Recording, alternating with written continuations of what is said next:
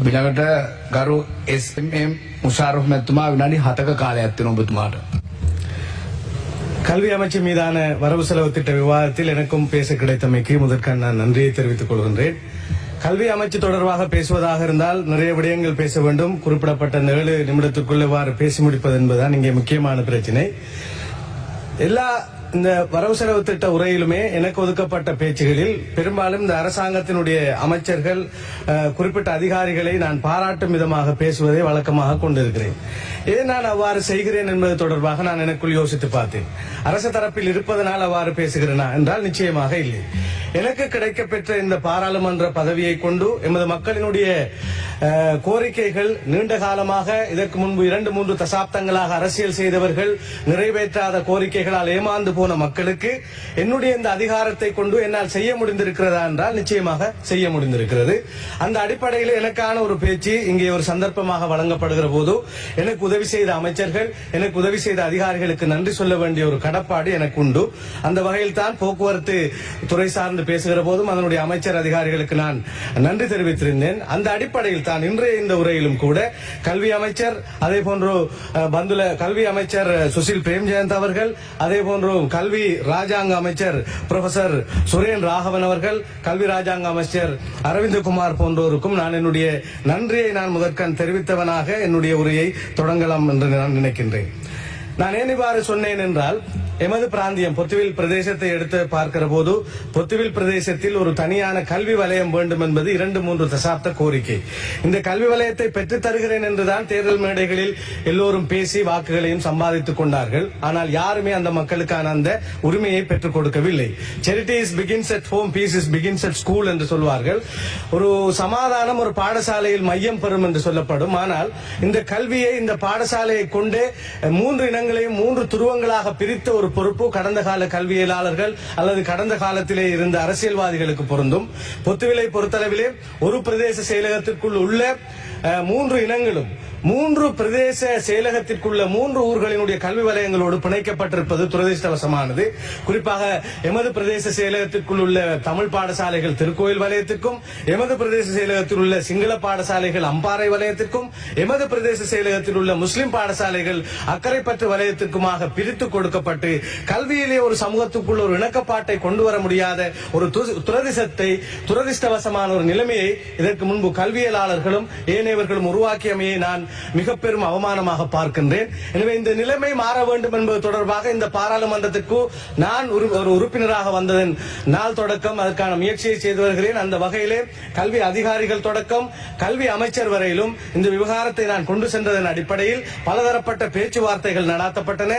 அந்த பேச்சுவார்த்தைகளின் இறுதியில் எமது நிலைமைகள் புரிந்து கொள்ளப்பட்டு பொத்துவிலுக்கான ஒரு தனியான கல்வி வலயம் வழங்கப்படும் என்பதான உறுதியை எமது அமைச்சர் உட்பட அதிகாரிகள் வழங்கியிருந்தார்கள். இன்றும் கூட பாராளுமன்றத்தில் இது தொடர்பாக பேசப்பட்ட போது அமைச்சர் எழுந்து நின்று நாம் கல்வி வலயத்தை விரைவில் வழங்க இருக்கின்றோம் என்ற ஒரு உறுதிமொழியை வழங்கியமைக்காக கல்வி அமைச்சருக்கும் ஏனையவர்களுக்கும் அதிகாரிகளுக்கும் நான் நன்றி கூற கடமைப்பட்டிருக்கின்றேன். இது மிக மோசமான ஒரு நடைமுறையை மாற்ற வேண்டிய தேவையான ஒரு நிலைப்பாடு. இது ஒரு சமூகத்திற்காக, ஒரு இனத்திற்காக ஒரு கல்வி வலயம் என்கின்ற நிலைமைகளை எல்லாம் நாம் போக்கி ஒரு புதிதான ஒரு நிலைமையை நோக்கி எமது கல்வியை எடுத்துச் சென்றால் மாத்திரம்தான் இந்த கல்வியிலும் இந்த நாட்டிலும் ஒரு சுபீட்சத்தை காண முடியும். எமது இந்த வரவு செலவு திட்டத்தில் எத்தகைய நல்ல விடயங்கள் இருக்கின்றன. முதன்முறையாக இலங்கையினுடைய வரவு செலவு திட்ட வரலாற்றிலேயே டிஃபென்ஸ் பாதுகாப்பிற்கு ஒதுக்கப்பட்ட பணத்தையும் விடவும் அதிகமாக கல்விக்கு ஒதுக்கப்பட்டிருக்கிறது என்பதை நான் பாராட்டுகின்றேன்.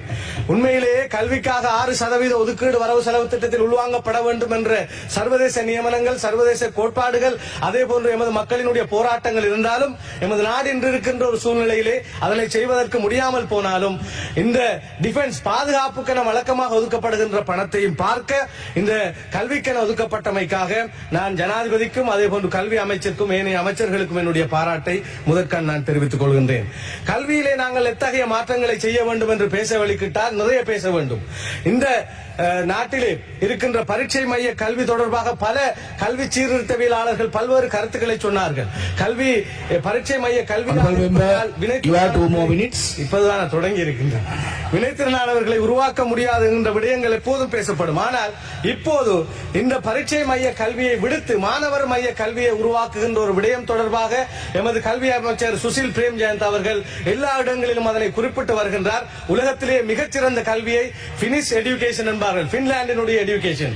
இந்த பின்லாந்தினுடைய கல்வி முறைமையில் இருக்கின்ற பிள்ளை நேய, மாணவர் நேய, பள்ளி நேய கல்வி முறைமை தான் அவர்களிடம் மிகச்சிறந்த ஒரு பெருமத்தை பெறக்கூடிய அளவிலான ஆளுமையை அவர்களுக்கு கொடுக்கின்றது. எனவே எமது கல்வி அமைச்சு அத்தகையதான ஒரு நிலைப்பாட்டை நோக்கி நகர்வது என்பது உண்மையிலே பாராட்டக்கூடிய ஒரு விடயமாக இருக்கின்றது. நிறைய விடயங்கள் பேசுவதற்காக நான் வந்திருந்தேன், ஆனால் நேரம் குறுக்கப்பட்டதை நான் உணர்கின்றேன். அது மாத்திரமல்லாமல் எங்களுடைய கல்வி ராஜாங்க அமைச்சர் புரொஃபசர் சுரேன் ராகவன் அவர்களும் பல்வேறு பாலிசி ஸ்டெப்ஸையும் அதே போன்று ஆபரேஷனல் ஸ்டெப்ஸை இந்த உயர்கல்வித்துறையிலே அவர் உருவாக்குவதற்கான சில நடவடிக்கைகளை எடுப்பது தொடர்பாக நான் அறிகின்றேன். அதற்காகவும் நான் அவருக்கு நன்றி கூறுகின்றேன். After 45 years, the 1978 UGC bill will be replaced with a National Higher Education Commission covering state, non-state affiliated degree granting institute under one umbrella.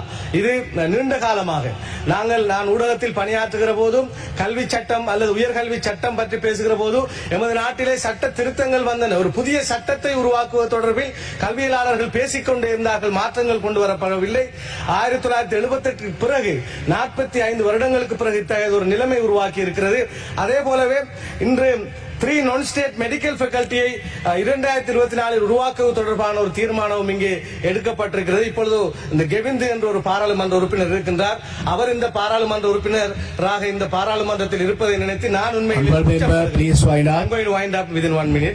நான் கூச்சப்படுகிறேன். ஒரு அரசியல் தீர்வாக இருக்கலாம் அல்லது ஒரு புதிய கல்வி மாற்றமாக இருக்கலாம். எத்தகைய ஒரு நல்ல மாற்றம் வருகிற போதும் முதல் எதிர்குரலாக இருப்பது இந்த கெவிந்து என்கின்ற ஒரு இனவாதம் பிடித்த இனத்துவேசியினுடைய கருத்தாகத்தான் இருக்கின்றது. இனப்பிரச்சனைக்கான தீர்வு கலைக்கிற போதும் அவர்தான் எழுந்து நின்று என்னவெல்லாம் பேசுவார். இன்று இந்த புதிய கல்வி முறைமையிலே இந்த வரவு செலவு திட்டத்தில் அனைவருக்கும் ஆங்கிலம் என்கின்ற ஒரு விடயம் வந்திருக்கிறது. 1956 தனிச்சிங்கள சட்டம் என்ற ஒன்றை கொண்டு வந்ததுதான் இந்த நாட்டிலே பிரிவினையையும் பிரச்சனையும் உண்டாக்கியது. அனைவருக்கும் கல்வி என்பது எல்லோரும் ஆங்கில மொழி மூலம் படியுங்கள் என்று சொல்லவில்லை.